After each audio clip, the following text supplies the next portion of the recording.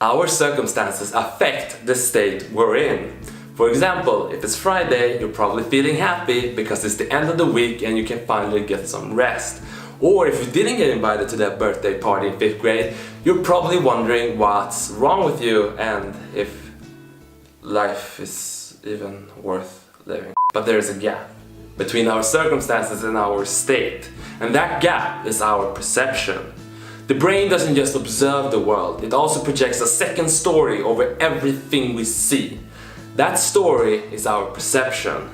We can complain rose bushes have thorns, or we can rejoice that thorn bushes have roses. The choice is ultimately yours. Yeah, that was pretty good. So what does this mean for our everyday life? Well, let's delve into this concept and find out. So let's say it's raining. Circumstance. It's raining and you wish to go out for a jog. Perception. Running in the rain is so uncomfortable. Why couldn't it be nice weather as usual? State. Irritated and powerless. The wonderful thing about this gap is that this is where our power lies. For we can, at any time, change our perception. All circumstances are neutral. It's not until we perceive them that they become negative or positive. Circumstance. It's raining and you wish to go out for a jog. Perception. Rain makes jogging even harder. This is like a test that weeds out the weak. Unlike others, I won't be stopped by a little rain. State. Determined and unstoppable. Did you see how a tweak in the perception of the circumstance changed the final state? And you can swing it any way you like. Circumstance. It's raining and you wish to go out for a jog. Perception. It's raining.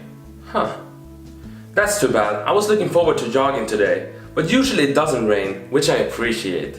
State. Grateful. It's our perception that decides you go here, and you go there. This happens so fast that it's easy to forget that this step even exists. For when it rains, you're not sitting there and thinking, is this something I like or not? You know immediately.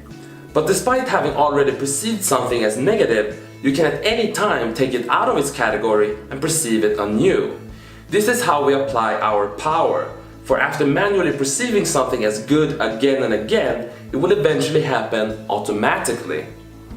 There are two types of circumstances, those you can change and those you can. When it comes to those you can change, I want you to perceive it as a step towards improvement. As an example, let's say you put in a lot of effort towards a test and expected an A but got a C instead.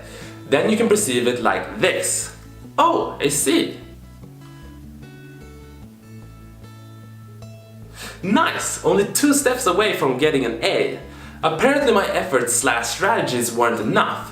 How can I improve upon these? You should take time to celebrate that you finished the test, especially if you put in a good effort to prepare yourself for it. For a C in the span of your school years or even your entire life has little meaning. It's where that C will take you that matters. And by perceiving it like in the example, it's sure to launch you towards greater heights. With practice, you'll be able to control what state you're in, regardless of what circumstances you face. But this will never happen without said practice. So, homework for this lesson is to write down a circumstance that typically puts you in a negative state, and then change the perception of it so it puts you in a state you desire. This exercise can be particularly hard in the beginning. So if you manage to do it, and have the courage, please write it down in the comments so that the rest of us can get inspired. You never know who might be reading it. Do this exercise once a day for let's say a month, and you'll sooner or later realize that every time you're in a bad state, you've got the power to get out of it. Not that you must or even should every time. That decision is up to you. And until I see you again, take care of yourselves. This lesson's gonna bite me in the ass a lot, I can feel it.